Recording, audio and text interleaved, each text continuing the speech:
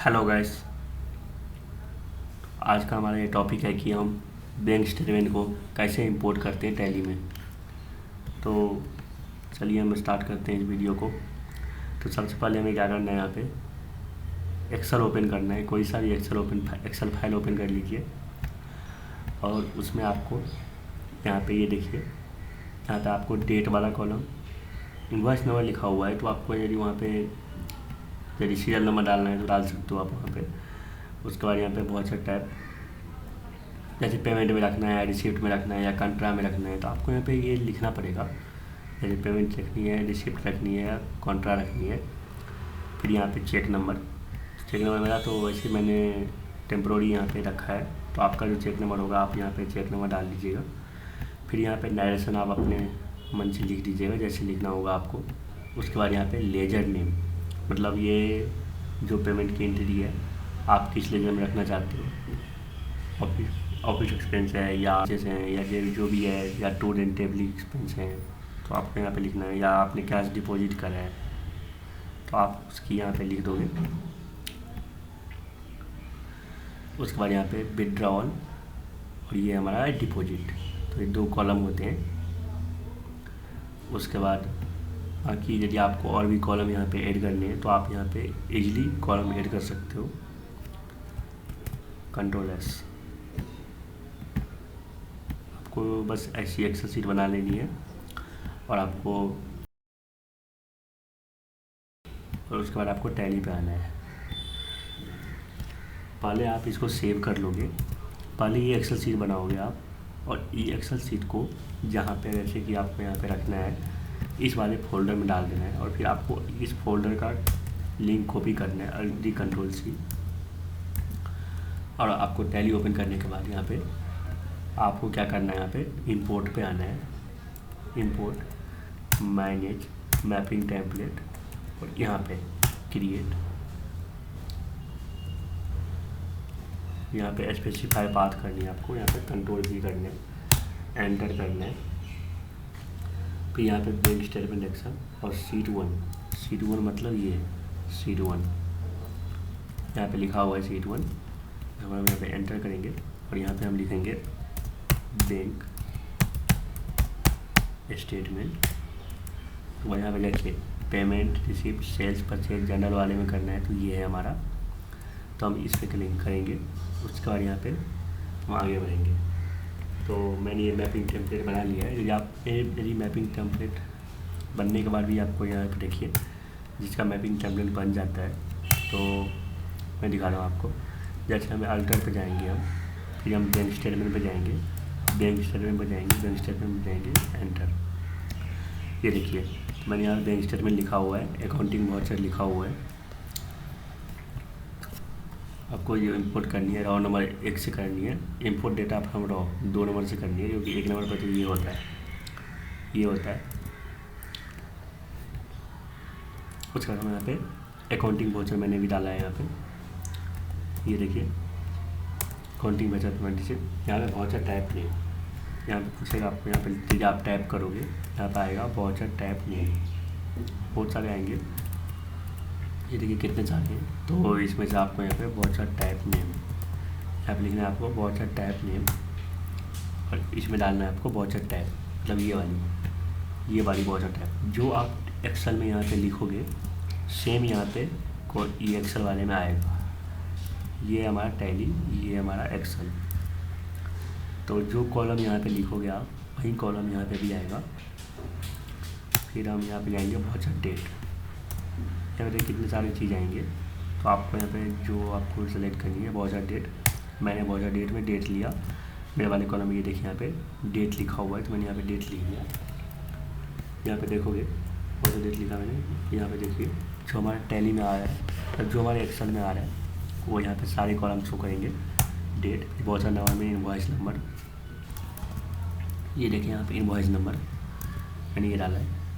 फिर यहाँ पे वाउचर नरेशन में नरेशन डाला है मैंने, तो वाउचर नरेशन में हम नरेशन डालेंगे यहाँ पे। उसके बाद टॉप लेजर में ये हमारा टॉप लेजर। उसके बाद हम यहाँ पे लिखेंगे top ledger petty cash bank, ये वाला। यहाँ पे ये देखिए दिखाता हूँ आपको मैं, यहाँ पे टी, अब अब देखिए इतने सारे ऑप्शन आए। यहाँ पे हम टाइप करेंगे टॉप लेजर। फिर यहाँ पे लेजर नेम में हम लेंगे लेजर नेम, जो हमारा लेजर का नेम है। उसके बाद हम यहाँ पे लेजर अमाउंट में लेंगे। अब हम इस साइड का पहले कर रहे हैं, विड्रॉल साइड का।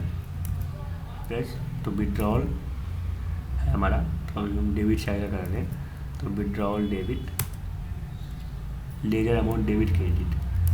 यहाँ पे आपने लेजर अमाउंट लिया और यहाँ पे देखिए दिखाता हूँ आपको। यहाँ पे देखिए इतने सारे ऑप्शन आएंगे, तो आपको यहाँ पे लेजर अमाउंट डेबिट क्रेडिट लेना है और यहाँ पे स्पेसिफाई फिक्स वैल्यू। यहाँ पे आपको लेजर अमाउंट डेबिट क्रेडिट में ये देखिए यहाँ पे स्पेसिफाई फिक्स वैल्यू, ये एक्सेल में नहीं आएगा, ये यहाँ पे आता है। तो आप यहाँ पे लिखोगे, उसके बाद यहाँ पे डेबिट करोगे। यस, जैसे हमारा यहाँ पे हम टाइप करेंगे बॉटम लेजर, और यहाँ पे टाइप करने के बाद यहाँ पे लेजर नेम में यहाँ पे हम स्पेसिफाई फिक्स वैल्यू लेंगे। ये देखिए यहाँ पे दिखाते हैं आपको मैं, यहाँ है स्पेसिफाई फिक्स वैल्यू, और यहाँ पे हम जिस भी बैंक का हमारा है वो बैंक लिखेंगे। जैसे यहाँ पे आप सारे लेजर आ जाएगा आपका, जो भी बैंक है आपका यहाँ पे बैंक ले लोगे। जैसे मेरा ये है तो मैंने ये ले लिया HDFC बैंक। और लेजर अमाउंट में हम विड्रॉल लेंगे, क्योंकि हमारा ये वाला अमाउंट लेना है।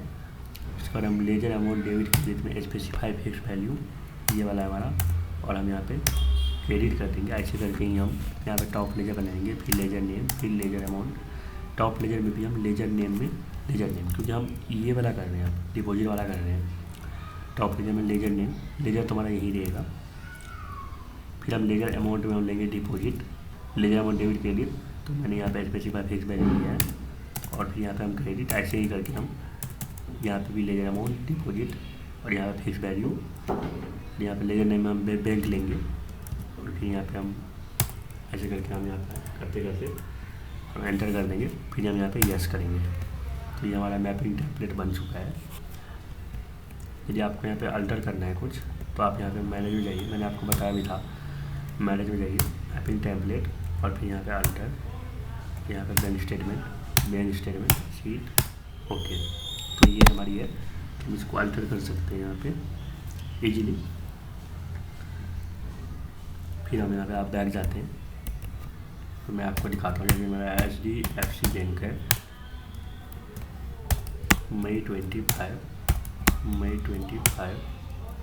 यहाँ पे देखिए कुछ नहीं आ रहा है अभी, और ये अभी इंपोर्ट करेंगे। यहाँ पे आप जितने भी मनो डाल लो, कुछ फर्क नहीं पड़ता है, आप कितने भी एंट्री हो, ये तुरंत इंपोर्ट कर देगा।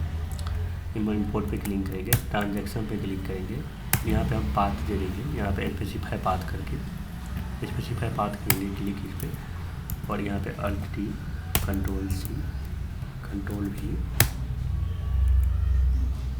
यहाँ पे बैंक स्टेटमेंट एक्शन शीट 1 मतलब हमारा शीट 1 में है, ये इसका नाम शीट 1 है, तो यहाँ पे शीट 1 ले लिए। फिर यहाँ पे हम बैंक स्टेटमेंट, मैपिंग टेम्पलेट और बैंक स्टेटमेंट मैंने लिखा था वहाँ पे नाम, अकाउंटिंग वाउचर, यस।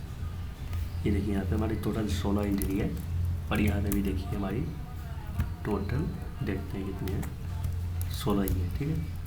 तो मतलब ये हमारा सही है। अब हम जाएंगे इंपोर्ट पे, और ये इंपोर्ट कर देगा।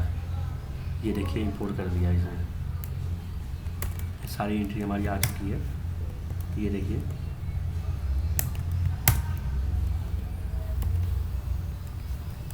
ओके गाइस,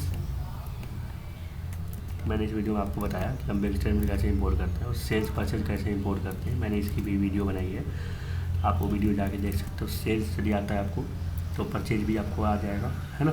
फिर परचेज आप इंपोर्ट करना सीख जाओगे तो सेल भी कर जाओगे। बैंक स्टेटमेंट की मैंने वीडियो इंपोर्ट बता दी है। जर्नल कैसे करते हैं ये बता दी है। अब जर्नल की मैं एडवांस लेवल की जर्नल की हम कैसे इंपोर्ट करते हैं ये बताएंगे। एक्सपेंसेस की एंट्री डालना कैसे डालते हैं ये मैंने आपको उस वीडियो में बताया है। बाकी मैं जर्नल की एडवांस लेवल की वीडियो बनाऊंगा एक, जो हमारी 5-6 दिन में आ जाएगी। और अब मेरी GST क्लास भी आने वाली है 2-3 दिन से, मतलब स्टार्ट हो जाएगी। हर हफ्ते 2-3 वीडियो आएगी।